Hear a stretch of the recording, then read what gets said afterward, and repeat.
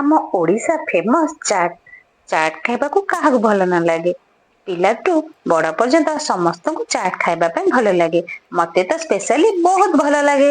ତ ଆପଣମାନଙ୍କୁ ଚାଟ୍ ଖାଇବାକୁ ଯଦି ଭଲ ଲାଗେ, ଆପଣ ନିଜ ଘରେ ବି ରୋଡ୍ ସାଇଡ୍ ଠାରୁ ଆହୁରି ଟେଷ୍ଟି ଚାଟ୍ ବନେଇ ପାରିବେ।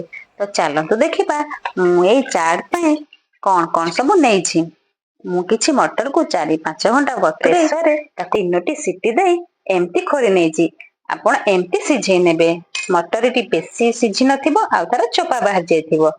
ତ ତା ସହିତ ମୁଁ କିଛି ଗାଣ୍ଠିଆ, ଧଣିଆ ପତ୍ର, କଟା ପିଆଜ, କଟା ଗାଜର, କଟା ଟମାଟୋ, ଚାଟ୍ ମସଲା, ଲଙ୍କା ଜିରା ଗୁଣ୍ଡ, କାକୁଡି, ଆଳୁ ଆଉ କିଛି ବ୍ଲାକ୍ ସଲ୍ଟ ନେଇଛି। ତ ଚାଲନ୍ତୁ ଆମେ ଯିବା ଚାଟ୍ ର ମେନ୍ ପାର୍ଟ କୁ। ଚାଟ୍ ର ମେନ୍ ପାର୍ଟ ହେଲା ସେଥିରେ ପଡୁଥିବା ଖଟା ମିଠା ପାଣିଟି।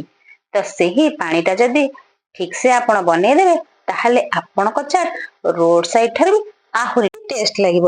ଯଦି ଆପଣ ମୋ ଚ୍ୟାନେଲରେ ନୂଆ ଅଛନ୍ତି, ତାହେଲେ ପ୍ଲିଜ୍ ମୋ ଚ୍ୟାନେଲକୁ ସବସ୍କ୍ରାଇବ କରିବାକୁ ଜମା ବି ଭୁଲିବେନି। ପାଖରେ ଥିବା ବେଲ୍ ଆଇକନକୁ ଦବାଇ ଦେବେ, ଯାହା ଫଳରେ କି ମୋ ଭିଡିଓର ନୋଟିଫିକେସନ ଆପଣଙ୍କ ମୋବାଇଲରେ ଶୋ କରିବ। ତ ଚାଲନ୍ତୁ ଏବେ ଯିବା ଖଟା ପାଣିର ପ୍ରୋସେସକୁ।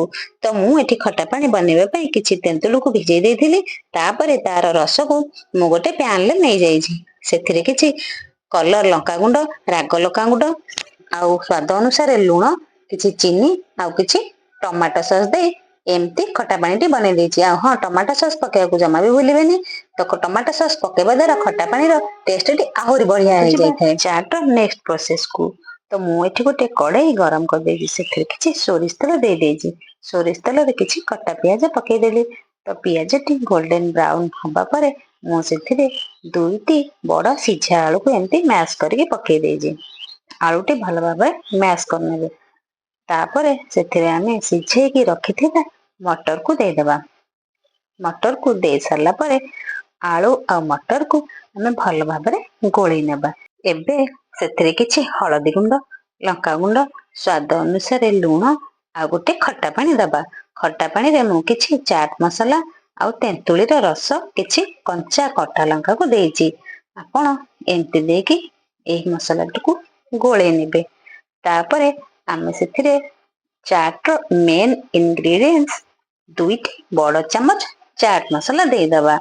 ଚାଟ୍ ମସଲା ଦେଇ ସାରିଲା ପରେ ଆମେ ତାକୁ ଭଲ ଭାବରେ ଗୋଳେଇ ଦବା। ତାପରେ ସେଥିରେ କିଛି କଟା ଧଣିଆ ପତ୍ର ପକେଇ ଭଲ ଭାବରେ ଗୋଳେଇକି ଆମେ ପ୍ରସ୍ତୁତ କରିନେବା। ହଁ, ଏବେ ଚାଲନ୍ତୁ ଆମେ ବନେଇବା ଆମର ଚାଟ୍ ଥାଳି, ପୁରା ରୋଡ ସାଇଡ ପରି। ମୁଁ ଏବେ ଗୋଟେ ପ୍ଲେଟରେ କିଛି ମଟର ଆଳୁ ଘୁଗୁନିକି ଦେଇଦେଲି।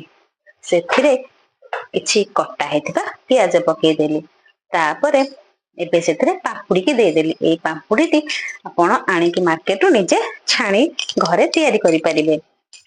ତାପରେ ସେଥିରେ କିଛି କଟା କାକୁଡି, କଟା ଗାଜର, କଟା କଞ୍ଚା ଲଙ୍କା, କିଛି ଗାଣ୍ଠିଆ, ତାପରେ ଆମେ ସେଥିରେ ଟିକେ ବ୍ଲାକ୍ ସଲ୍ଟ ଛିଞ୍ଚି ଦବା। ଆଉ ଘର ତିଆରି ଲଙ୍କା ଜିରା ଗୁଣ୍ଡ ଟିକେ ଦେଇଦବା। ତାପରେ ଆମେ ପ୍ରସ୍ତୁତ କରିଥିବା ଖଟା ପାଣି ଟିକେ ଦେଇଦବା। ଖଟା ପାଣି ଦେଇ ସାରିଲା ପରେ ସେଥିରେ ଟିକେ ଆଉ ଦହି ମଧ୍ୟ ଦେଇଦବା। ତା ଉପରେ କିଛି କଟା ଧଣିଆ ପତ୍ର ଦେଇଦବା। ତ ଏବେ ଆମର ପ୍ରସ୍ତୁତ ହେଇଗଲା ରୋଡ ସାଇଡ ପରି ଚାଟ୍।